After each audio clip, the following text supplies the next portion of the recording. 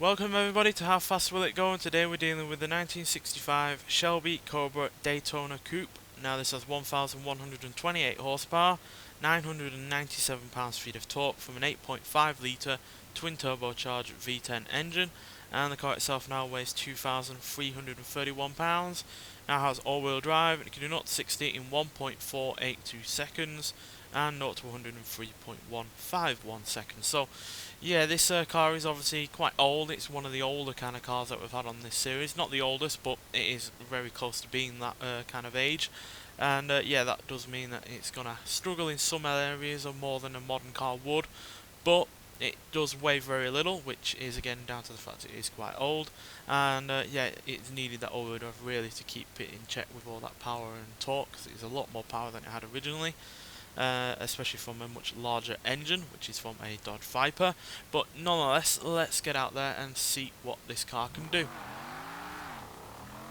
So yeah, I do hope it can at least match or even better exceed certain cars that are similar age to this. It's really got good acceleration, even towards the top end of its theoretical top speed. I should not hit that wall.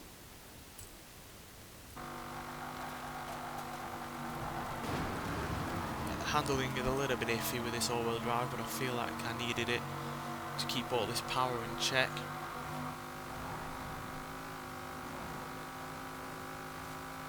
There's 250. There's 257. Before we have to let off for that corner there. Really let off and brake for that corner, otherwise we'll go into a field, which is not useful. We'll still get some of the speed that we had.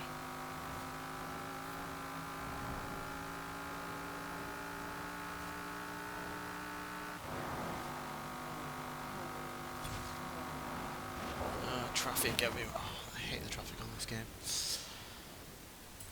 They only ever seem to be in one place. The car's agile enough to do that, so that is a plus point, but not agile enough to avoid crashing into that corner there.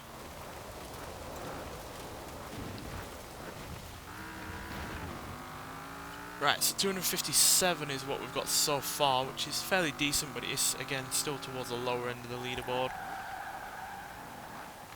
Not quite as high as I would like for a car that has this amount of power and not that much in the way of weight.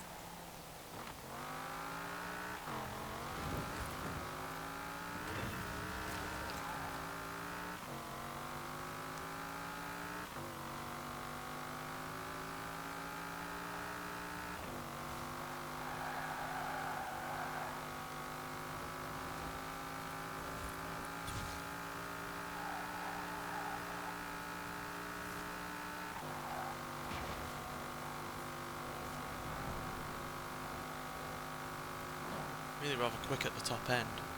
I was not expecting that, to be honest. But we are struggling to keep the speed, which is the obviously the main thing with this series. It's to keep the speed round the corners as high as possible. But for whatever reason, the handling on this is a little bit iffy. Might well be the all-wheel drive, but then it might have been even worse without it in terms of dealing with the extra power. So you've got to really balance between a compromise on this series, because as you can see, understeer is a issue.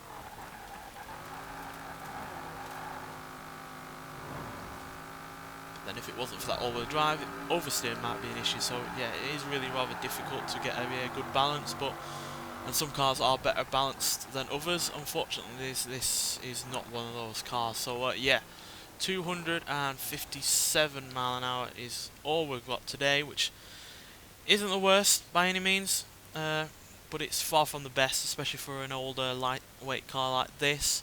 But it is still nonetheless able to beat the Apollo Intensa Emozioni, the Jaguar C-Type, which is older than this, the Ferrari GTC4 Lusso, Plymouth Atomic Pump Bubble Top, Nissan Fairlady Z, Porsche 558 and the Ford Mustang RTR. So it's quicker than several newer cars, but it's slower than a Fiat Dino, which is slightly newer than this, but certainly not a kind of car that you'd expect to be quick.